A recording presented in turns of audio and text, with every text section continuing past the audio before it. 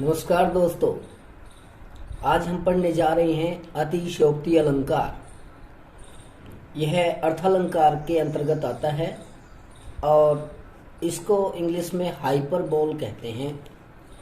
अतिशयोक्ति अतिशयोक्ति शब्द दो शब्दों के मेल से बना है। अतिशय धन उक्ति, जहाँ अतिशय का अर्थ है अत्यधिक और उक्ति का अर्थ है कथन। तो ये स्वतः स्पष्ट है जहाँ किसी बात को, किसी कथन को बढ़ा चढ़ाकर कहा जाता है। आइए अब हम पढ़ेंगे परिभाषा। लेकिन इससे पहले यदि आप हमारे चैनल पर नए हैं तो प्लीज़ चैनल को सब्सक्राइब अवश्य कर लें।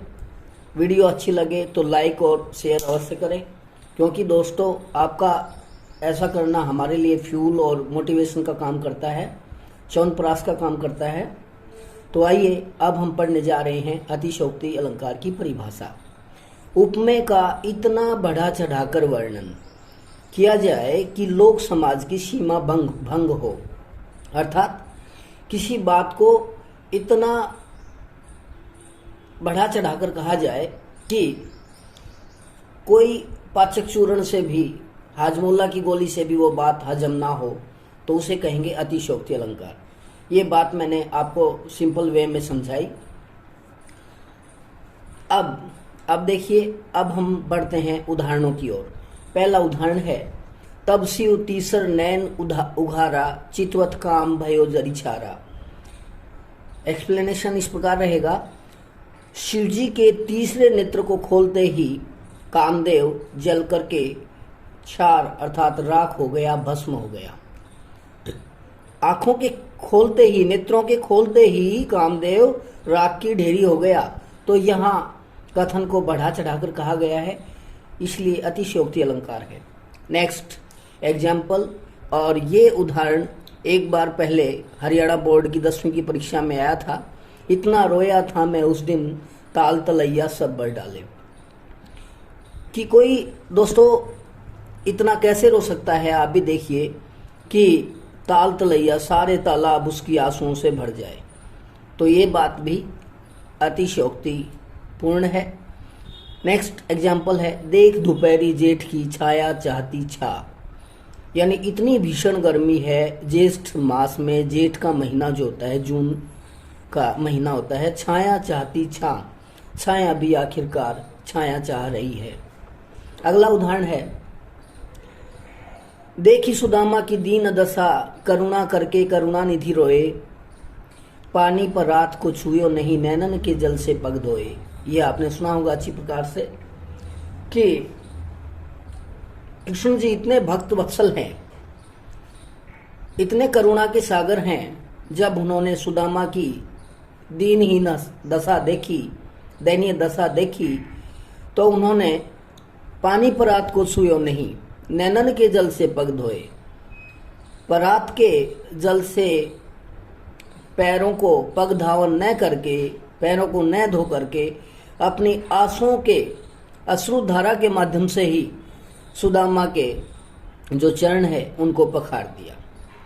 तो उदाहरण आपको समझ आ ही गया होगा। अगला उदाहरण देखिए, तुम्हारी ये मधुर मुस्कान मृत में भी फूंक देगी जान। अर्थात ये देखिए, किसी की मुस्कान इतनी मनमोहक कैसे हो सकती है कि मृत व्यक्ति में भी प्राण प्रतिष्ठा हो जाए।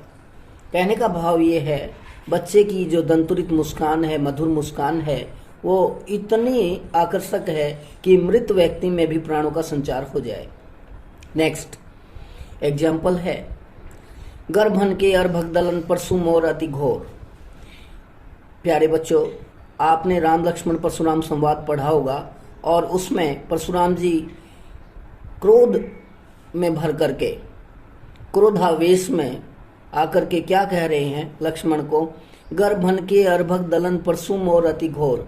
मोर मेरा फरसा, मेरा परसा अति अत्यंत, घोर का अर्थ होता है भयंकर। मेरा फरसा इतना भयंकर है कि गर्भन के अर्भक दलन, कि उसका स्मरण करते ही या नाम लेते ही बच्चे जो है गर्भ में हैं उनका भी दलन हो जाता है, अर्थात माताओं के गर्भ नष्ट हो जाते हैं।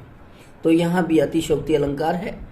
नेक्स्ट उदाहरण है, राणा की पुतली फिरी नहीं तब तक चेतक मुड़ जाता था। राणा का अर्थ है महाराणा प्रताप। महाराणा प्रताप की नजरें घुमाने से पहले ही चेतक मुड़ जाता था। तो यहाँ चेतक की जो चपलता है, जो स्पीड है, उसका बढ़ा चढ़ा करके वर्णन है। अगला है राम लक्ष्मण परशुराम संवाद का ही 10th क्लास से उदाहरण है। छुअत टूट रघुपति न दोसु, मुनि बिनु काज करिए कतु रोसु।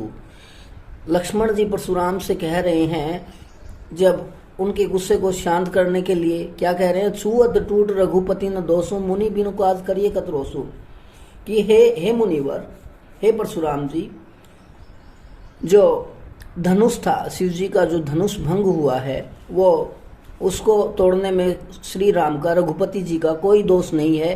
छुअत टूट, वो छूते ही टूट गया। आप अकारण क्रोध क्यों कर रहे हैं? मुनि बिनु काज करिए कतरोसु। तो उदाहरण आपकी समझ में आ गया होगा। अगला उदाहरण है बाण न पूगे अंग लो अरि पहले मर जाए। यहाँ धनुर्धर की धनुर्विद्या की प्रशंसा की गई है।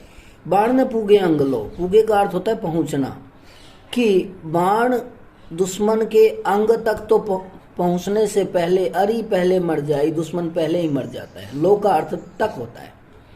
बाण न पूगे अंग लो अरि पहले मर जाए। अगला उदाहरण पंखुरी लगे गुलाब की परी है गात खरोट। नायिका का शरीर इतना कोमल है, वो इतनी कोमलांगी है, परी है गात खरोट, कि गुलाब की जो कलियां हैं, पंखुड़ियां हैं, उनके छूने मात्र से ही गात शरीर पर खरोट अर्थात निशान पड़ जाते हैं, खरोंच लग जाती है। ऐसा कैसे हो सकता है? तो यहाँ भी अतिशयोक्ति अलंकार। राणा ने सोचा इस पार, तब तक था चेतक उस पार। आपने ये उदाहरण बार बार काफी बार सुना होगा। आगे नदियां बड़ी अपार, घोड़ा कैसे उतरे पार, राणा ने सोचा इस पार, तब तक था चेतक उस पार। यानी राणा के महज, राणा जी महाराणा प्रताप अभी सोच रहे हैं, लेकिन राणा जी के सोचने के दौरान ही जो उनका घोड़ा चेतक है वो विशाल नदी को पार कर लेता है। तो यहाँ घोड़े की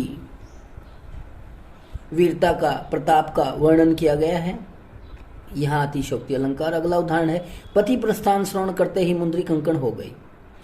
पति के जाने की सूचना सुनकर के ही, श्रवण से ही मुंदरी कंकण हो गई। नायिका ने जो अपनी हाथ में, अंगुली में जो मुंदरी अर्थात मुद्रा अंगूठी पहनी हुई थी, नायिका उसी समय ये पति जाने की सूचना सुनकर के ही वो नायिका इतनी दुबली हो गई कि मुंदरी कंकण हो गई। उसकी अंगूठी कंकण, कंगन का काम करने लगी। अगला उदाहरण है लहरें व्योम चूम उठती। व्योम का अर्थ होता है आकाश। क्या कभी लहरें आकाश को चूम सकती हैं? नहीं ना। तो दोस्तों यहाँ अतिशयोक्ति अलंकार है। हनुमान की पूछ में लग न पाई आग, लंका सगरी जल गई, गए निशाचर भाग। यहाँ देखिए, हनुमान जी की पूंछ में आग तो लगी ही नहीं है, लेकिन उससे पहले लंका सगरी जल गई और सारे निशाचर अर्थात राक्षस भाग गए।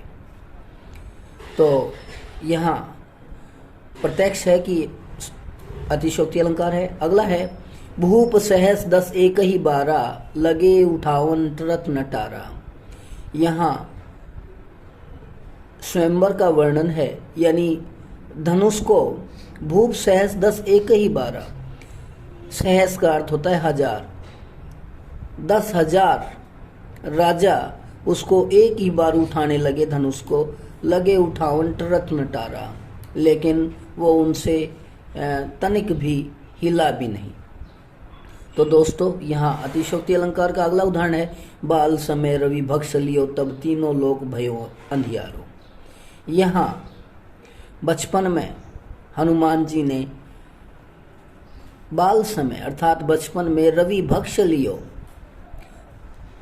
सूर्य को अपने मुंह में डाल लिया, तब तीनों लोक भयो अंधियारो, और तीनों लोकों में, तीनों भुवनों में अंधेरा छा गया।